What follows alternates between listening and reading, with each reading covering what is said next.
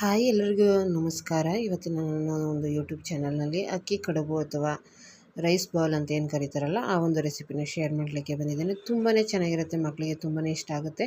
ನೀವು ಪ್ರತಿದಿನ ಬೇಕಾದ್ರೆ ಈ ರೀತಿ ಒಂದು ಹೆಲ್ದಿ ಫುಡ್ಡನ್ನು ನಿಮ್ಮ ಮಕ್ಕಳಿಗೆ ಮಾಡಿಕೊಡ್ಬೋದು ಲಂಚ್ ಬಾಕ್ಸಿಗೆ. ಇದನ್ನು ಮಾಡಲಿಕ್ಕೆ ನಾನು ನೆನೆಸಿಟ್ಟಿರ್ತಕ್ಕಂಥ ಅಕ್ಕಿನ ನೆನೆಸಿಟ್ಕೊಂಡಿದ್ದೆ ಒಂದು 4-5 ತಾಸು. ಅದಕ್ಕೆ ಸ್ವಲ್ಪ ಫಸ್ಟು ಟೊಮೆಟೊ ಚಟ್ನಿಯನ್ನು ಮಾಡ್ಕೊಳ್ಳಿಕ್ಕೆ ಟೊಮೆಟೊ, ಈರುಳ್ಳಿ, ಬೆಳ್ಳುಳ್ಳಿ, ಬ್ಯಾಡಗಿ ಮೆಣಸಿನ್ಕಾಯಿ, ಶುಂಠಿ ಇದನ್ನೆಲ್ಲ ಚೆನ್ನಾಗಿ ಎಣ್ಣೆಯಲ್ಲಿ ಸ್ವಲ್ಪ ಫ್ರೈ ಮಾಡ್ಕೋಬೇಕು. ನಂತರ ಅದಕ್ಕೆ ಸಾಲ್ಟು ಮತ್ತು ಅರಿಶಿನ ಪುಡಿಯನ್ನು ಸೇರಿಸ್ಕೊತಾ ಇದ್ದೀನಿ. ನಂತರ ಲಾಸ್ಟಲ್ಲಿ ಬ್ಯಾಡಗಿ ಮೆಣಸಿನ್ಕಾಯಿನ ಹಾಕೊಂಡು ಈ ರೀತಿ ಚೆನ್ನಾಗಿ ಫ್ರೈ ಮಾಡಿಕೊಂಡು ಅದು ತಣ್ಣಗಾಗಲಿಕ್ಕೆ ಬಿಡಬೇಕು. ನಂತರ 4-5 ತಾಸು ನೆನೆಸಿಟ್ಕೊಂಡಿದ್ನಲ್ಲ ಅಕ್ಕಿನ ರುಬ್ಬಿಟ್ಕೊಂಡಿದ್ದೆ, ಅದನ್ನು ಒಂದು ದಪ್ಪ ತಳ ಇರತಕ್ಕಂಥ ಪಾತ್ರೆಗೆ ಆಯಿಲನ್ನು ಅಪ್ಲೈ ಮಾಡಿ, ಯಾಕಂದರೆ ಅದು ತಳ ಹಿಡಿಬಾರ್ದು ಅಂತೇಳಿ ಅದನ್ನು ಈ ಒಂದು ಕನ್ಸಿಸ್ಟೆನ್ಸಿಯಲ್ಲಿ ಬೇಯಿಸ್ಕೊತಾ ಹೋಗಬೇಕು.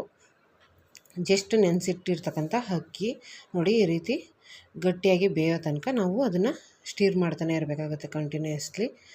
ಇಷ್ಟು ಚೆನ್ನಾಗಿ ಬೆಂದಿದೆ ಇವಾಗ ಅಕ್ಕಿ ಹಿಟ್ಟು.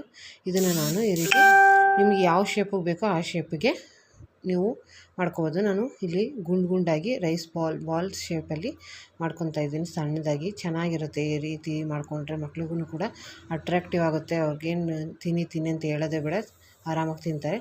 ನಂತರ ಈ ರೀತಿ ಫ್ರೈ ಮಾಡ್ಕೊಂಡಿದ್ನಲ್ಲ ಅದನ್ನು ಈ ರೀತಿ ಸಣ್ಣ ಪೇಸ್ಟಾಗಿ ಮಾಡ್ಕೊಂಡಿದ್ದೀನಿ. ನಂತರ ಅದೇ ಪಾತ್ರೆಯಲ್ಲಿ ಒಗ್ಗರಣೆಗೆ ಸಾಸಿವೆ, ಜೀರಿಗೆ, ಸ್ವಲ್ಪ ಈರುಳ್ಳಿಯನ್ನು ಸೇರಿಸ್ಕೊಂಡು ಕರಿಬೇವು ಸೊಪ್ಪನ್ನು ಹಾಕ್ಕೊಂಡು ಆ ಒಂದು ರುಬ್ಬಿಟ್ಟಿರ್ತಕ್ಕಂಥ ಮಸಾಲೆನ ಸೇರಿಸ್ಕೊತಾ ಇದ್ದೀನಿ. ಅಂದರೆ ಮಸಾಲೆ ಅಲ್ಲ, ಅದು ಟೊಮೆಟೊ, ಈರುಳ್ಳಿ ಏನು ಫ್ರೈ ಮಾಡ್ಕೊಂಡಿದ್ದಲ್ಲ ಅದನ್ನು ಸೇರಿಸ್ಕೊಂಡು ನಿಮ್ಗೆ ಯಾವ ಕನ್ಸಿಸ್ಟೆನ್ಸಿ ಬೇಕು ಅಂತ ಮಾಡಿಕೊಂಡ್ರೆ ರೈಸ್ ಬಾಲ್ ರೆಡಿ ಆಗುತ್ತೆ ಟೊಮೆಟೊ ಚಟ್ನಿ ಜೊತೆ.